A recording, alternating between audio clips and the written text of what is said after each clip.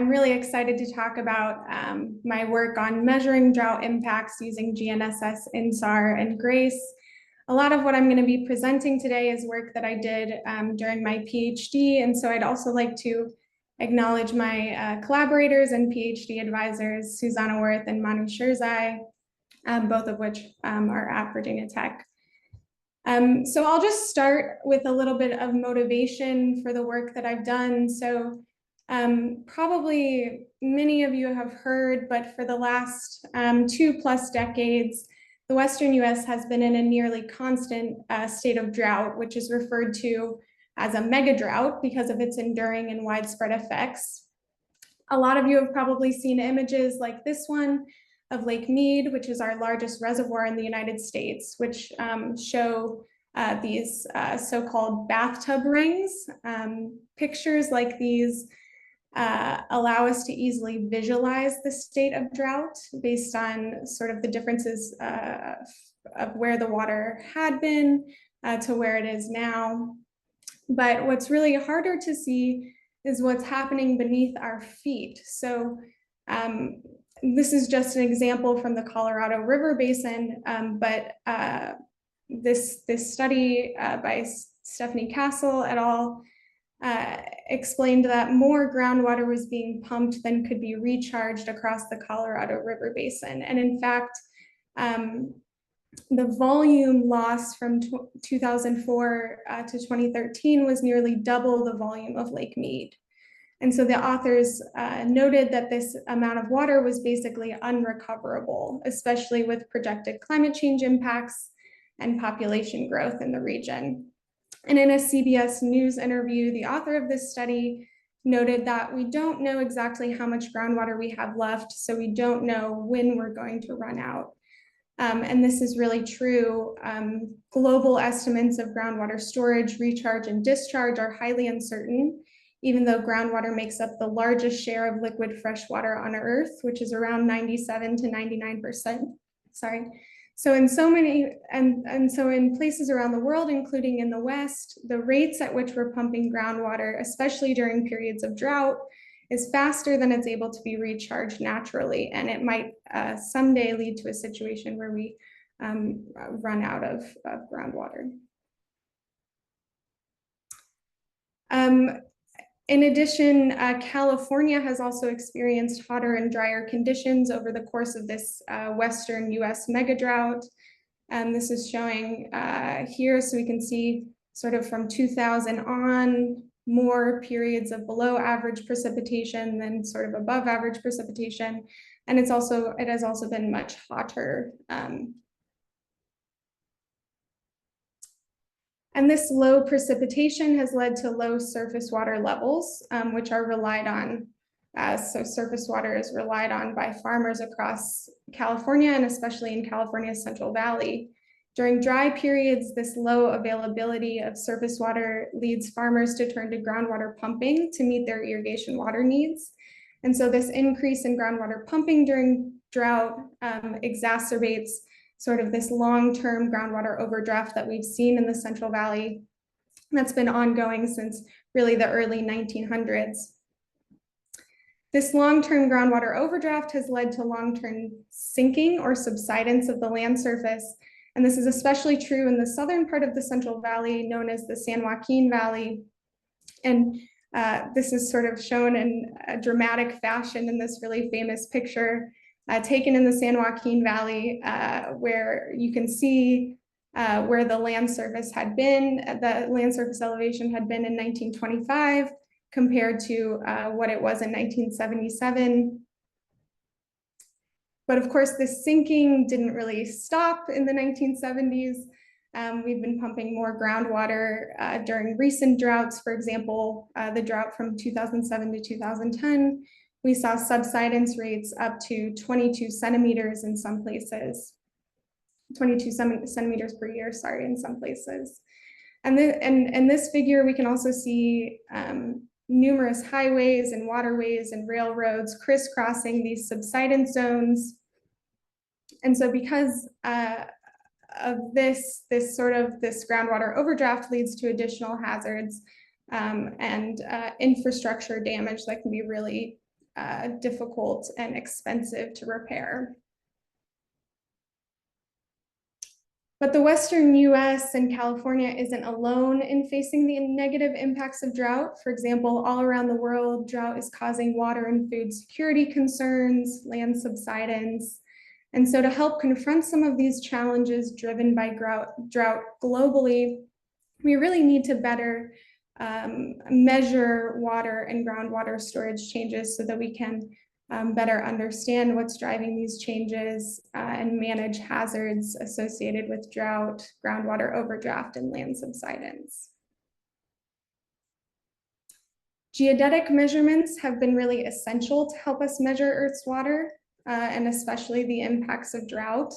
And there are many different types of measurements, for example, satellite altimetry, GNSS-IR, synthetic aperture radar, or SAR can be used to measure surface water level. And changes in total water mass also cause displacements of Earth's surface and small changes in Earth's gravity field, which is measurable by repeat pass interferometric SAR and GNSS station displacements, as well as satellite gravity observations. All of these types of observations help us monitor the redistribution of Earth's water, which is arguably the most important resource that we have here on Earth. And so in this talk, I'm going to focus on measurements of terrestrial water and groundwater storage change observed by satellite gravimetry and displacements of Earth's surface observed by GNSS and InSAR. So GRACE, or the Gravity Recovery and Climate Experiment, and also the second generation GRACE follow-on mission, has been instrumental in resolving water storage changes by tracking the distance and speed variations between the two satellites. This helps us detect small changes in Earth's gravitational potential, but by subtracting the mean gravity field of the Earth, we can relate these gravity anomalies to changes in water mass with a resolution of about 300 to 400 kilometers. GRACE has also allowed us to calculate long-term trends in water storage. For example, this is showing trends in terrestrial water storage over major aquifers around the world, and this allows us to see where groundwater overdraft is taking place. GRACE also provides the only measurements that alone can be used to close the terrestrial water budget. And so we can use that fact and these measurements from GRACE, which provide terrestrial water storage anomalies or change in TWS. And we can use those along with modeled or remotely sensed measurements of other storage components like snow, soil moisture, and surface water to provide an estimate of the change in groundwater storage. We can also use displacements of Earth's surface to solve for water storage change. These can be observed by GNSS station displacements. So you can see that when we've added this, this mass of water, this causes the GNSS station to move down and towards the center of the loading source. Typically, we focus on the vertical displacements because loading induces larger displacements in the vertical direction than in the horizontal direction. And if you have many different sources of loading, the horizontal displacements can start to add destructively rather than constructively as they do in the vertical direction. And so for the most part, when I'm talking about GNSS displacements through this talk, I'm going to be focusing on the vertical displacements.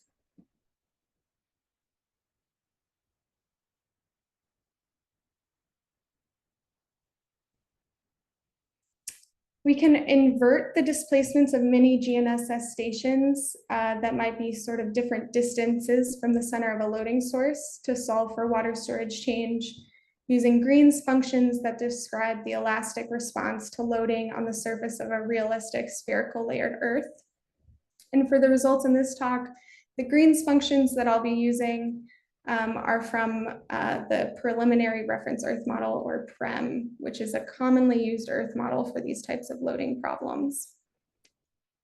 And by inverting GNSS station displacements, we can achieve a better resolution depending on the station density than we can from GRACE of about 50 to 200 kilometers. GNSS inversions have been really useful for measuring water storage changes during recent drought periods that have hit the Western US. For example, from Borsa et al. 2014, which shows the water storage anomaly from March 2014, which was during a long drought period that lasted from 2012 through 2015. And on the right, a time series of water storage changes from a GNSS inversion in green compared to results from GRACE in red. And you can see the multi-year drought periods with declining trends in water storage very clearly in both the GNSS inversion results as well as in GRACE. However, the authors found some disagreement between GNSS and GRACE. Part of the reason for this is due to the limitations of GRACE, which due to its really coarse spatial resolution, GRACE has trouble capturing intense water storage changes over short spatial wavelengths. So here I'm showing a cross section through the southern part of the Central Valley.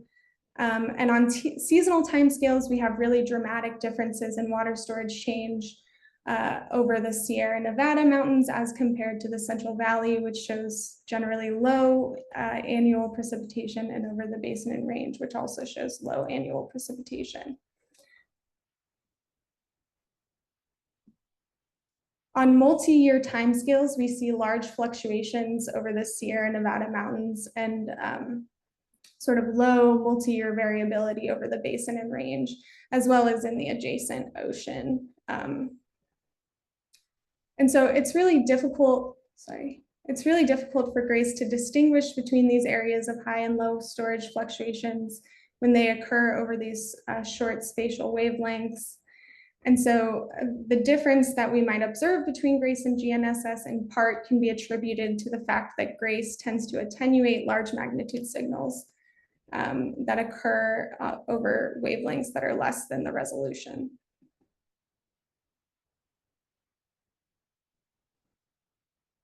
And so with this in mind, we sort of thought that we could use the strengths of GRACE that provide really accurate regional water storage anomalies with the strengths of GNSS to provide water storage variations at a really high spatial resolution to create a joint inversion framework that we can measure terrestrial water storage and produce a time series of change in terrestrial water storage over the entire GRACE period of operation over California. And we published this work in 2022, so I'll talk a little bit about that. So we combined gridded GRACE mask-on solutions produced by NASA's Jet Propulsion Laboratory with vertical displacement time series at GNSS stations from the Nevada Geodetic Laboratory. And so here I'm showing the annual amplitude of water storage and the annual amplitude of displacement. By combining these two measurement systems, we're able to produce a much higher resolution water storage change estimate, and we're able to better differentiate signals between mountain ranges like the Sierra Nevada and the Cascades and Klamath Mountains in the north with these large annual water storage change signals and the adjacent basin and range that we expect and we see smaller variations in the annual water storage change signal. We also looked at this over longer timescales. So for example, we calculated the total water loss during the 2012 to 2015 drought period in California. So here I'm showing time series of different gridded GRACE solutions produced by JPL in blue, the Center for Space Research in green, compared to two hydrological models, the WGHM or water gap hydrological model in purple, and the GLDAS or Global Land Data Assimilation Systems catchment land surface model in yellow. We also show an inversion of only GNSS displacements, which is shown in gray, and the joint inversion results are shown in red. So overall, what we find is that the GRACE mask-on solutions and the joint inversion results shows similar water storage change over the entire time period averaged over the GRACE-Mascon grid cells. But over, for example, the Sierra Nevada mountains, which are shown in blue, we see faster water storage lost during drought periods from the GNSS and joint inversion results as compared to the GRACE solutions. The hydrological models, on the other hand, tend to massively underpredict the multi-year water storage change signals, as can be seen by the lower estimated total water storage loss over this 2012 to 2015 drought period. Over the basin and range, where we expect lower water loss trends as compared to the adjacent Sierras, the GNSS and joint inversion solutions estimate less water storage loss than GRACE. And again, the hydrological models tend to underestimate the long-term trends in this region. And though the joint inversion of GNSS and GNSS elastic loading deformation and GRACE worked well, there were still some missing pieces. So for example, in California, as in many places that house large aquifer systems, we have two different modes of deformation related to changes in hydrology. So here I'm showing the vertical velocity over a recent drought period. And we can see that in the Central Valley, which is this large alluvial aquifer system, we see dramatic subsidence that can be up to 2 orders of magnitude larger than the expected elastic loading response that we see outside of that aquifer area. And this is because over alluvial aquifers, we also have poroelastic deformation, which refers to deformation resulting from changes in pore pressure in these sedimentary aquifer systems. And so this can be described by Terzagh's theory of effective stress, which states that as water is removed, the stress felt on the sediment grains in an aquifer increases, which causes the pore space between the sediment grains to close and leads to subsidence of the land surface. The groundwater loss and surface displacement are related through this equation shown here.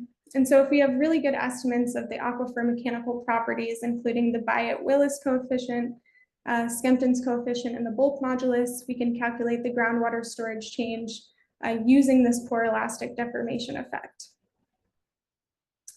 However, as shown in the schematic in the middle, the elastic loading and poroelastic deformation effects are opposite and overprinted, and often these two processes are really difficult to disentangle from one another, which makes calculating total water storage using the elastic loading response or calculating groundwater storage change using the poroelastic effect alone very challenging. And also because these two processes are overprinted in most GNSS elastic loading inversions, and also in the previous joint inversion results that I showed, the stations that experience poroelastic deformation have to be removed because the dominant effect is the poroelastic effect, not the elastic loading effect. But this leaves us with no observations over the Central Valley, which leads to large uncertainties over a region that experiences large fluctuations in water storage. And so because there's really important information contained in both deformation signals, we really should incorporate both deformation responses in California when calculating terrestrial water storage change. And so to do this, to account for both of these processes, we jointly invert poroelastic deformation from InSAR, elastic deformation from GNSS, and change in TWS from GRACE follow-on. This allows us to constrain change in terrestrial water storage over the Central Valley and simultaneously helps us solve for the groundwater storage change. And the great thing about our approach is that it simultaneously solves for groundwater and terrestrial water storage while accounting for the fact that both deformation processes are occurring over the Central Valley. And so in this way, we don't need to separate, sort of separately apply poroelastic and elastic Green's functions or a priori remove any displacements, any elastic displacements over the aquifer or poroelastic displacements. we can solve for sort of both processes simultaneously.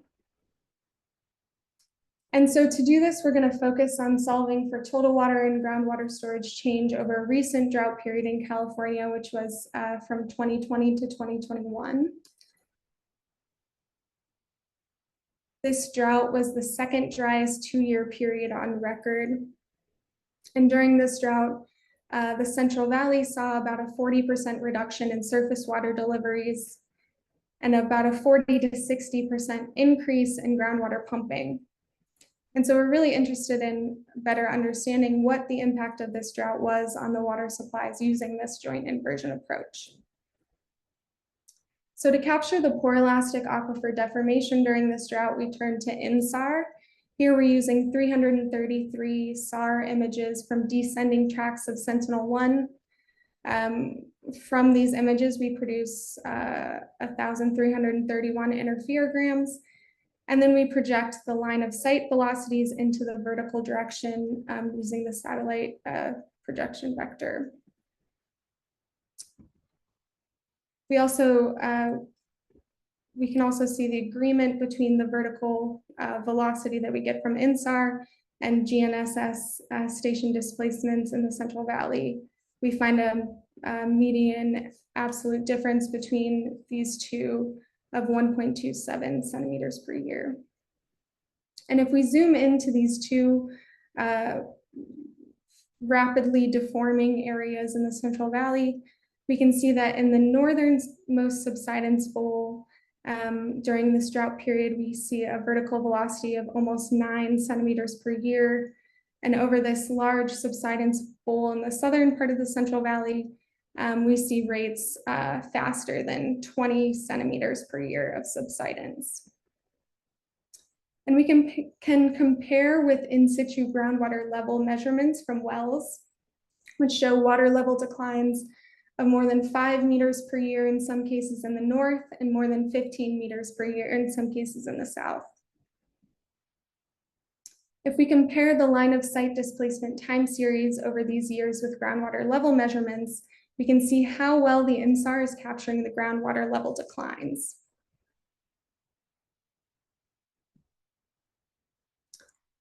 And so in addition to the InSAR over the Central Valley, we also use change in terrestrial water storage from GRACE follow-on mask-on solutions from the Jet Propulsion Laboratory and GNSS displacements from the Nevada Geodetic Laboratory, which are both shown here. To solve for terrestrial water and groundwater storage change, we use a weighted least squares inversion to calculate change in terrestrial water storage and change in groundwater storage, where L includes all of our observations, and the weight matrix P incorporates the inverse of the observation error and an additional weighting factor that represents the relative weight between the 3 data sets. The design matrix maps water storage change to our observations and includes both poroelastic and elastic loading Green's functions. And then we solve for the change in terrestrial water storage minus groundwater storage and groundwater storage change.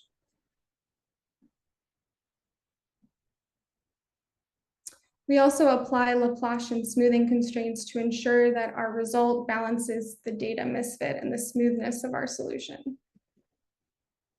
So here I'm showing the results of an inversion of just GNSS displacements and GRACE follow-on water storage anomalies. As is the typical route in this case, we removed all of the stations showing poroelastic subsidence over the Central Valley, and we're only using the elastic loading displacements. And you can see the effect of this in the results, where the model wants to put larger water mass changes on either side of the southern Central Valley. But this isn't really realistic because we know that a lot of groundwater was lost during this drought period, especially in the southern part of the valley. And so this sort of distribution of water storage changes is mostly due to the density of our observations rather than true water storage change, the distribution of the true water storage change. When we include InSAR observed poroelastic deformation over the Central Valley, we can see that this water storage change signal is distributed where we expect, which is over the southern Central Valley area. And from these results during this drought, we can see about 0.3 to 0.6 meters of equivalent water height lost across the Sierra Nevadas, and about 1 to 1.5 meters of equivalent water height lost in the southern part of the Central Valley.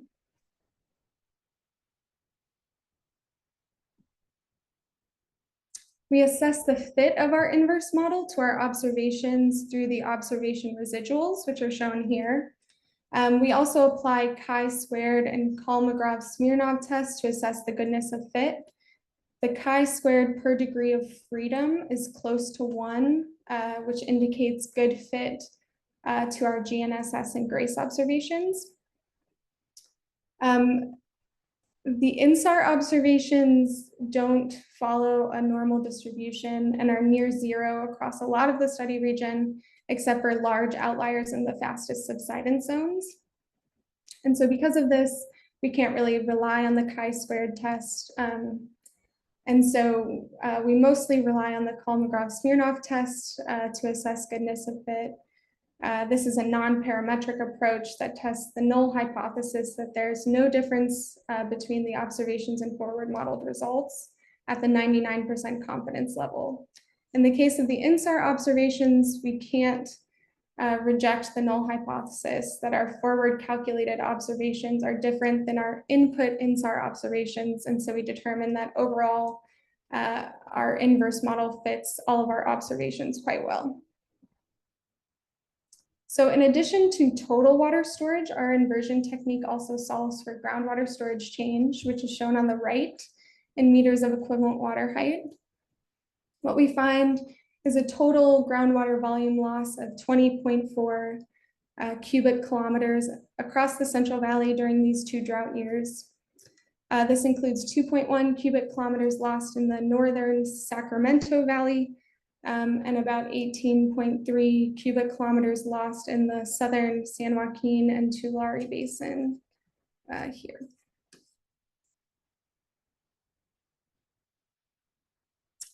And this total volume is equivalent to about 8 million Olympic-sized swimming pools. So that's a lot of water lost in the Central Valley during these 2 drought years. We can also compare our groundwater storage change results with those derived from a GRACE-based water balance approach, where we solve for the groundwater storage change by removing storage components from snow, soil moisture, and surface water from the GRACE terrestrial water storage anomalies. The resulting groundwater storage rate over this 2-year drought is in the gray dashed line. And so following this approach, what we find is a total groundwater volume loss of 27.7 cubic kilometers. The estimate from GRACE agrees with our joint inversion results with an error. However, it's important to note that GRACE and InSAR, which we use to observe the poroelastic aquifer deformation, is actually observing storage changes in different parts of the aquifer. So InSAR primarily observes deformation of the confined aquifer, because as water is released from storage, the aquifer system compacts. In the unconfined aquifer, these layers of the aquifer system behave differently because they're only under atmospheric pressure, and groundwater level declines occur as water drains through the porous media with minimal deformation of the aquifer layer. The Central Valley below depths of about 40 meters is mostly confined, and so our groundwater estimate only includes estimates from depths of the aquifer system below 40 meters. However, GRACE observes groundwater storage change across all layers of the aquifer system. And so the disagreement that we see between the GRACE-based groundwater storage estimate and our joint inversion results is mostly attributable to changes in the unconfined portion of the aquifer. And so if we subtract our modeled groundwater storage loss from our GRACE-derived groundwater storage loss estimate, we get about 7.3 cubic kilometers of groundwater lost in the unconfined portion of the aquifer system. To confirm this estimate, we use in situ well level measurements from the California Department of Water Resources, which is shown on the left. We grid these observations using an inverse distance weighting scheme and multiply the water levels by the specific yield. We only look at wells in the Sacramento Valley because there's just not enough well observations in the southern part of the Central Valley. And so we can consider the groundwater storage calculation that we get in the northern part of the Central Valley as sort of a lower bound estimate for water lost in the unconfined aquifer across the entire valley. Using this approach, we find that at least 4 cubic kilometers of water was lost in the Sacramento Valley, which tells us that our 7.3 cubic kilometer loss estimate in the unconfined aquifer across the whole valley is somewhat reasonable, considering in this scenario, we're only looking at about half of the Central Valley.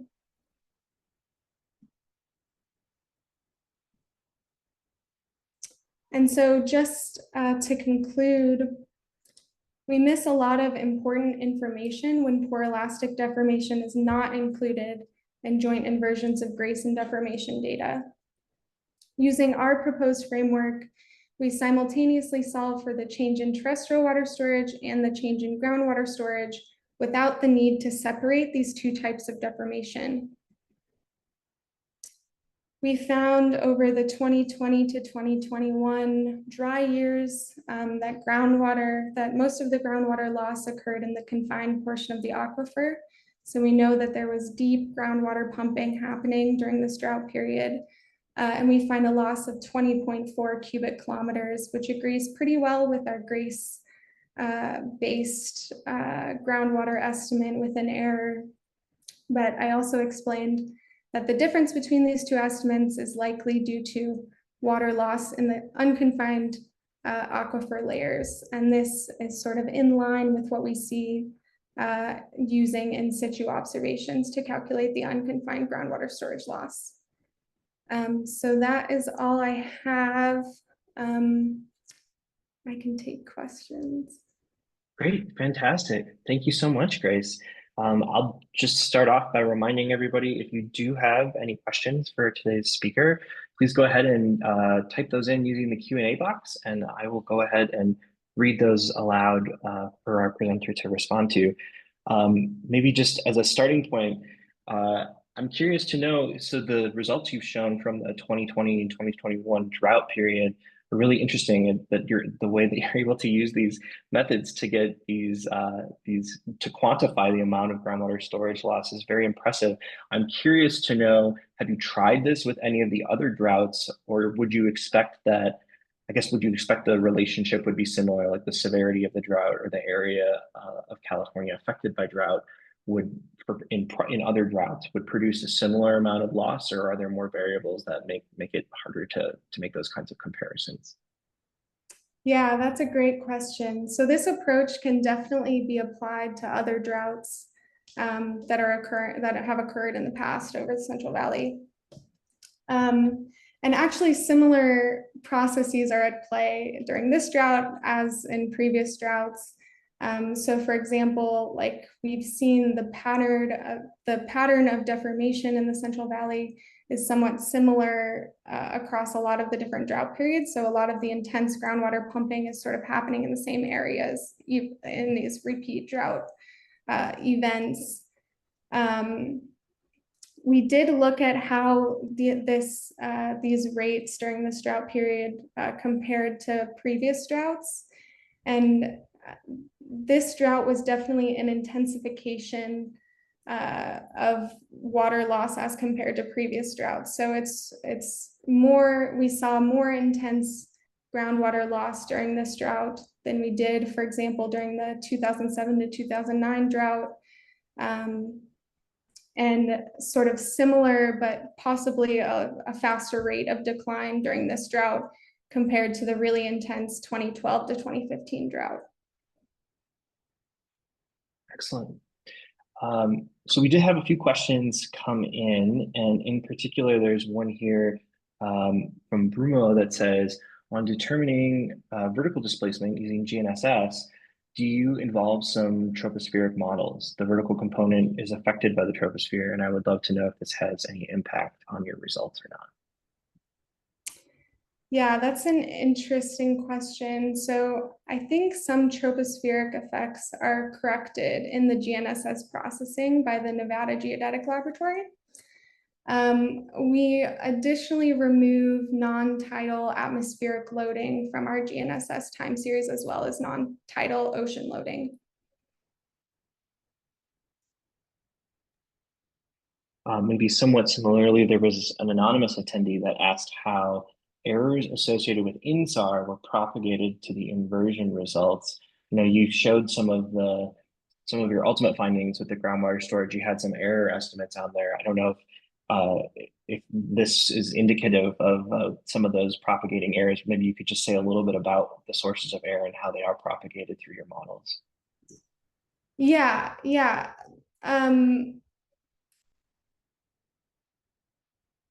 So we use a bootstrapping technique to calculate uncertainty of our estimates by basically rerunning the inversion, incorporating some of the observation error into our bootstrapped resamplings of the solutions. So we rerun our inversion many times to get some estimate of how those observation uncertainties are propagated into our inversion results. Great. Ben asks, could you please comment on the role of tectonic signals that might be contained in your analysis and what the impact would be? Yeah, that's a great point. So the great thing about working in California is that we have a ton of GNSS observations.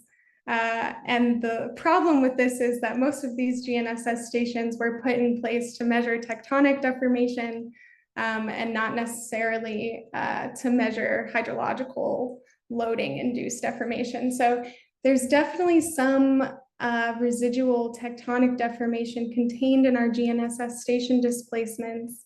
A few things on that. One is that a lot of the deformation in California, a lot of the tectonic motion is horizontal, and we're using only the vertical component. So that takes away at least some of the possible tectonic influence. We also correct the GNSS stations for co-seismic and post-seismic displacements. And then we remove any stations that are influenced by things like volcanic processes and things like that. So it's sort of a challenge, and it's something that you have to think about sort of in the uncertainty associated with these estimates. But the good thing about the joint inversion approach also is that GRACE isn't really observing these tectonic processes. So the joint inversion approach also sort of works to dampen the impact of tectonics in the final terrestrial water storage change result. Good point. There were, speaking of the GNSS stations, there are a couple other questions that come in. People want to know, like, how dense is the network, and is there like a minimum density that you need? You just mentioned how most of those stations were located to measure tectonic deformation, and that I assume that probably limits you in looking in some areas of the Central Valley. But do you have a sense for how dense the network needs to be in a given area before you can use it? That's a great question. I don't know, I haven't done a lot of tests of like, if we leave out X number of stations, how does it influence our ability to resolve certain features in the water storage maps? But I can sort of go back and you can see the density of some of these stations. So like, let's see. So here, for example, is the density of our GNSS station. So we're lucky in California. We have a pretty dense station distribution. if you were to take this approach to other parts of even this country, you might need to change things like the grid at which you're using in your inversion to estimate the water storage change. Yeah, it would definitely be something to think about if you were moving to other parts of the country or other regions around the world. Okay. We have a couple more questions here. Anonymous attendee says, "Hi Grace, thanks for the talk. I was wondering if you think there is any significant difference in using a local structural model for California instead of PREM." Yeah, I think, there's been some really great work out of the University of Montana on the effect of the choice of the Earth model. So using local crustal structures or local, rheology on the outcome of water storage change. And I think, I think it would definitely improve the work if we were to use a local crustal or a local rheological model of the Earth. So yeah, more work to be done, more improvements to be made for sure. But PREM generally is a good, works well. PREM has been used often in these types of studies and works pretty well. So this is an interesting question from Muhammad. He says, "Can we somehow use long-term position change from GNSS to study poroelastic response in regions, for instance, like in hyper-arid regions where there is no precipitation and where the major signal would be from groundwater loss instead of climatic variability?" yeah, I think if you know something about the mechanical properties of the aquifer system, you can certainly use this approach to look at the long-term poroelastic deformation. Miriam asks, "Do you think there's some influence in the subsidence of the area other than drought, like geological faults or systems and earthquakes?" I know you touched a little bit on how the GRACE data wouldn't see that as much as some of the others, and so that kind of helps to dampen some of that out. But I guess I'm curious to know if you, I mean, after like with Ridgecrest or there were other events or things, did you happen to see anything in your results that you could correlate with known subsidence events? No, I mean, nothing stood out to me, but I mean, yeah, I think like it's important to look at all of your deformation signals and sort of carefully question, is this really related to water storage changes, both poroelastic groundwater storage changes and as well as elastic loading changes. So. Okay, there are a ton of questions. This is great. We probably aren't going to be able to get to all of these, but I'm glad to see we've got so many folks interested here. We had an anonymous question that came in and asked, you mentioned the line of sight velocities were projected on into the vertical direction. Did you maybe try to project the 3D GNSS components into line of sight? And if that's the case, did you see a difference?